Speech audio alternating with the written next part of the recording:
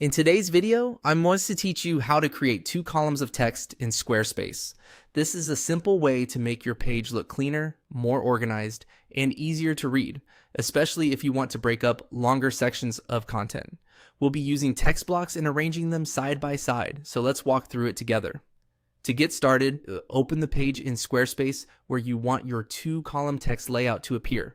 Once you're in edit mode, click on Add Block. This opens the block menu where you can choose the kind of content you want to place on the page. From the list of available blocks, click Text. This will insert your first text block onto the page. You can click into it and start typing right away, or paste in the text you want to use. At this stage, don't worry too much about the final spacing or exact width. The main goal is just to get the first column in place. Next, add another text block. This gives you the second section of text that will become your second column.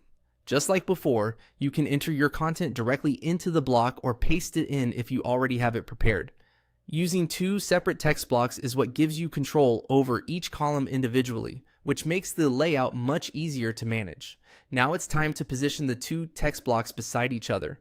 Click and drag one of the blocks until Squarespace shows the placement guide that lets you align it next to the other block. When placed correctly, the 2 text blocks will sit side by side, creating the 2-column layout. Take your time here, because placement can be a little sensitive depending on your page section and spacing. Once both blocks are next to each other, adjust the block sizes as needed. You can drag the edges to make each column wider or narrower, depending on how much text you have in each one and how balanced you want the layout to look. If one column is much longer than the other, you may want to resize the blocks slightly so the overall design feels more even.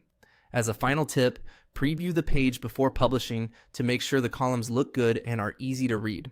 It's also a good idea to check how the layout appears on different screen sizes, since stacked formatting may happen automatically on smaller devices.